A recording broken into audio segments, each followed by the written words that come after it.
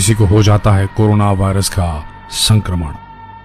यह वायरस किस तरह शरीर पर हमला करता है, इसका इलाज किस तरह किया जाता है और क्यों कई ऐसे लोगों की इससे मौत हो जाती है जिनका अस्पताल में इलाज चल रहा होता है। बने रहिए इस वीडियो के अंत तक, ये सारे सवालों के जवाब आपको देगा।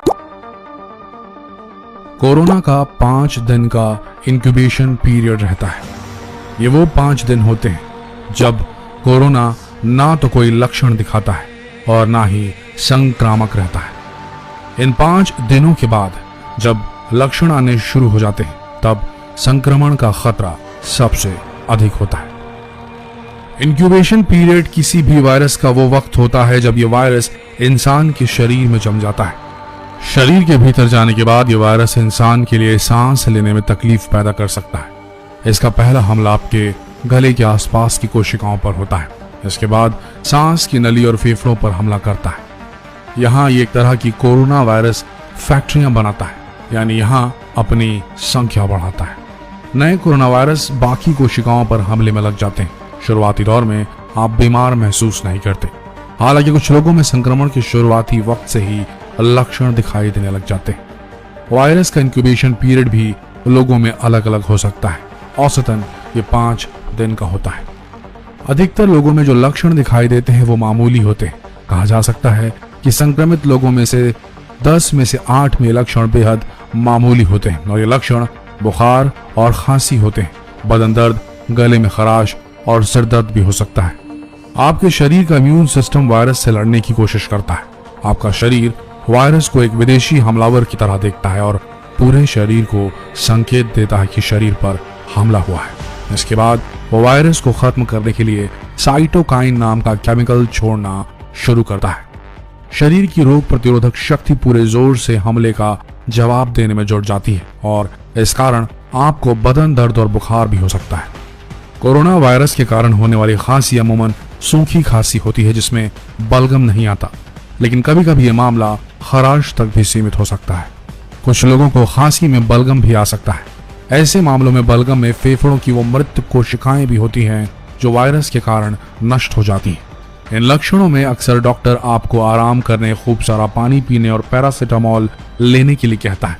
इसके लिए अस्पताल में भर्ती होने की जरूरत नहीं होती। यह स्थिति करीब 1 सप्ताह तक रहती है। जिन लोगों का इम्यून सिस्टम वायरस से लड़ने में कामयाब हो जाता है उनका स्वास्थ्य 1 सप्ताह के भीतर सुधरने लगता है, लेकिन कुछ मामलों में व्यक्ति का स्वास्थ्य और बिगड़ता है। कोविड-19 के गंभीर लक्षण दिखने लगते हैं। अब तक कोविड-19 के बारे में जो जानकारी सामने आई है उससे अब तक ये पता चला है, लेकिन हाल में कुछ अध्ययन सामने आए हैं जिनका कहना है कि इस बीमारी में नाक बहने जैसे सर्दी जुकाम के लक्षण भी देखने को मिल सकते हैं। अगर बीमारी बढ़ जाए तो इसके कई कारण होते हैं। पहला ये कि हमारी रोग प्रतिरोधक क्षमता वायरस को खत्म करने के लिए जरूरत से अधिक काम करती है। इस दौरान जो केमिकल बनते हैं वो पूरे शरीर को संकेत देते हैं जिससे शरीर सूजने लगता है। कभी कभी इस सूजन के कारण शरीर को गंभीर क्षति पहुंचती है। वायरस के कारण रोग प्रतिरोधक तंत्र का संतुलन बिगड़ता है और सूजन दिखनी शुरू हो जाती है। हम अब तक ये नहीं जान पाए हैं कि वायरस कैसे ये काम करता है। फेफड़ों की इसी सूजन को निमोनिया कहा जाता है। अगर ये वायरस आपके मुंह से होते हुए आपकी सांस की नली में प्रवेश करता है और फिर आपके फेफड़ों तक पहुंच जाता है तो आपके फेफड़ों को छोटे छोटे एयर सैक्स में बदल देता है। इंसान के फेफड़े शरीर में वो जगह है जहां से ऑक्सीजन शरीर में पहुंचनी शुरू हो जाती है, जबकि कार्बन डाइऑक्साइड शरीर के बाहर निकलती है। लेकिन कोरोना के बनाए छोटे छोटे एयर सैक्स में पानी जमने लगता है, यानी कि फेफड़ों में, और इस कारण आपको सांस लेने में तकलीफ होती है और आप लंबी सांस नहीं ले पाते। ऐसे स्टेज में मरीज को वेंटिलेटर की जरूरत पड़ती है। चीन में 56,000 संक्रमित लोगों के बारे में एकत्र की गई जानकारी पर आधारित विश्व स्वास्थ्य संगठन का एक अध्ययन बताता है कि 14% लोगों में संक्रमण के इस तरह के गंभीर लक्षण देखे गए। बताया जाता है कि 6% लोग इस वायरस के कारण बेहद गंभीर रूप से बीमार हो सकते हैं। इस स्टेज में इंसान का शरीर वायरस के सामने हार जाता है और गंभीर रूप से बीमार पड़ जाता है। इस स्टेज पर फेफड़े का फेल होना, सेप्टिक शॉक, ऑर्गन फेलियर जैसी चीजें यानी कि मौत के जोखिम तक हो सकती है।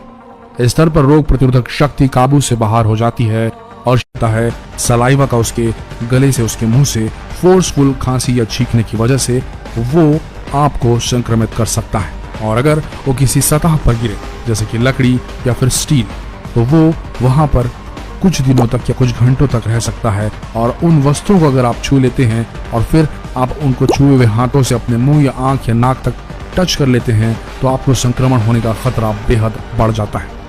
लकड़ी पर जब ये छींटे पड़ते हैं, ड्रॉपलेट्स जो पड़ते हैं कोरोना के, तो ये कुछ घंटों तक के लिए एक्टिव रहते हैं, लेकिन स्टील पर पड़ने के बाद ये पूरे 2 दिन तक एक्टिव रहते हैं।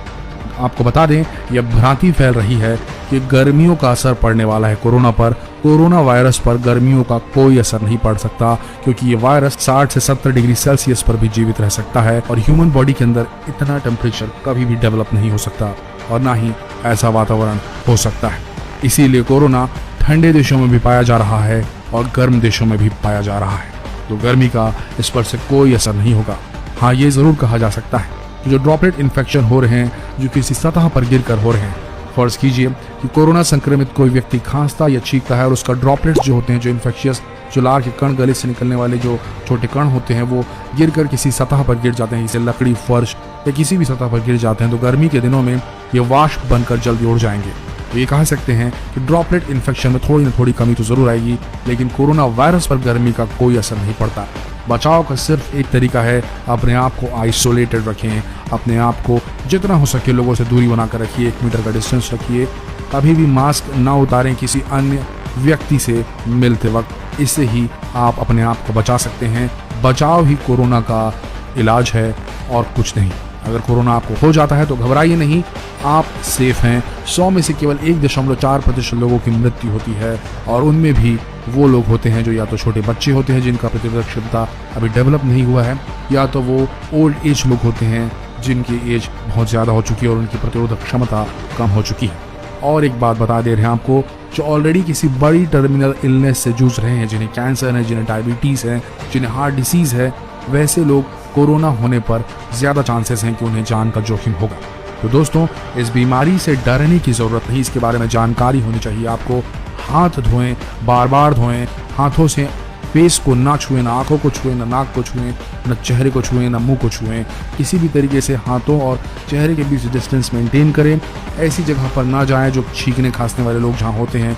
हॉस्पिटल्स, रेलवे स्टेशंस, ऐसी जगहों से दूरी बना कर रखें। बाहर का खाना ना खाएं, बाहर के यूटेंसिल्स ना यूज़ करें। अपने आप को सेफ रखें, देश को बचाएं कोरोना से। और subscribe, press bell icon, like, comment and share.